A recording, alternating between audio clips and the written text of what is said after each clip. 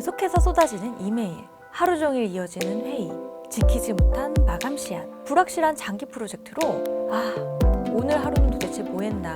이번 분기에 우리는 뭐 했나? 한 1년이 지났는데 지난해랑 똑같은 계획을 세우고 있는 것 같네? 이런 감정 느껴본 적 없으신가요? 또 열심히 개발해서 몇 개월 동안 상용화해서 짠! 하고 시장에 내놓고 마케팅을 막 부었지만 딱히 반응이 없어서 개발한 기간보다 짧게 상용화하고 시장에서 철수한 경험은 없으신가요? 이런 악순환을 막고 또 더 빨리 시장에 대응하고자 구글 벤처스에서 사용한 방법론이 있습니다. 바로 스프린트입니다. 현재 많은 스타트업이나 IT 업계에서는 사용하고 있는데요. 들어는 봤지만 나는 아직 경험해보지 못했다거나 혹은 우리 회사에 사용하고 있지만 나는 이거에 대한 이해도가 잘 없다면 오늘 이 영상을 보시면 제가 상세하게 알려드릴게요. 스프린트는 문제를 명확하게 정의하고 거기에 대한 적절한 솔루션을 도출해서 프로토타입을 제작하고 이것을 고객과 함께 활용해보고 다시 피드백을 제품에 반영하는 5일짜리 테스트 과정입니다. 스프린트를 시작하는 월요일, 가장 먼저 해야 할 것은 목표 설정입니다. 목표가 뚜렷해야 과정에서 쓸데없는 시간을 낭비하지 않기 때문이죠. 스프린트 기간 동안에는 목표를 명확하게 머릿속에 넣기 위해 지도를 그려야 합니다. 지도의 좌측에는 클라이언트, 팀원, 유저 등 이 프로젝트에 참여하는 이해관계자들을 적습니다. 그리고 우측에는 그들이 얻는 최종 이익, 즉 결과를 적습니다. 그 사이에는 고객이 이 프로세스를 처음 시작하는 때부터 끝나는 지점까지 밟게 되는 순서를 정리합니다. 이렇게 그려진 지도를 팀원 모두가 공유하고 이 지도에서 빈틈이 있는 곳에서 목표를 설정합니다. 이렇게 목표 설정을 잘하는 것만으로도 하루를 보내는 것이 중요합니다. 화요일에는 이 목표를 바탕으로 아이디어 스케치를 합니다. 추상적인 아이디어를 구체적인 수준까지 끌어올려야 합니다. 브레인스토밍의 많은 방법 중에서도 번갯불 데모라는 방법론이 있는데요. 번갯불 데모에서는 팀원들이 이 프로젝트와는 직접적으로 관련 없는 다른 제품이나 아이디어, 솔루션들을 자유롭게 3분 동안 돌아가면서 이야기하는 방법입니다. 해당 분야가 아닌 곳에서 아이디어를 가져와서 팀원끼리 공유하기 때문에 더욱 창의적인 발상이 가능합니다. 수요일에는 화요일에 했던 이 브레인스토밍을 바탕으로 구체적인 솔루션을 도출합니다.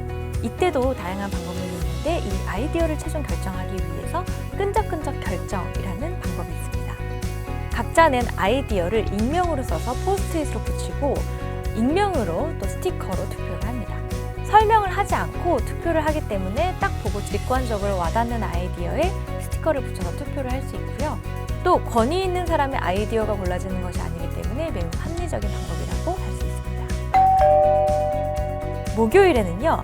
수요일에 도출한 아이디어를 프로토타이핑으로 만들어 봅니다. 완벽한 제품이 아니라 없어서는 안 될 꼭 필요한 기능만을 담은 제품을 한번 만들어 보는 것이죠. 예를 들면 웹이나 앱 같은 경우에 프로토타이핑 툴로 파워포인트나 키노트도 충분하다고 얘기하는데요. 물론 좋은 솔루션들이 많지만 여기에서는 빨리 만들 수 있고 간결하게 만들 수 있는 방법이 가장 중요합니다. 이런 툴이 아니라 그냥 종이 위에 손그림을 그리는 것도 가능하다고 얘기합니다. 금요일에는요, 목요일에 만든 프로토타입을 고객에게 직접 써보게 하고 반응을 듣습니다. 타깃이 되는 고객들에게 직접 써보게 하고 반응을 듣는 것이죠. 이때 조사하는 고객의 수는 5명을 넘지 않을 것을 추천합니다. 사용자를 주로 연구하는 닐슨은 몇 명 정도를 최소 인터뷰해야 중요한 패턴을 발견할 수 있을지를 실험해봤다고 해요. 그동안의 제품 연구 결과를 분석해보니 85%가 단 5명을 인터뷰했을 때 중요한 패턴이 드러났다라고 얘기합니다.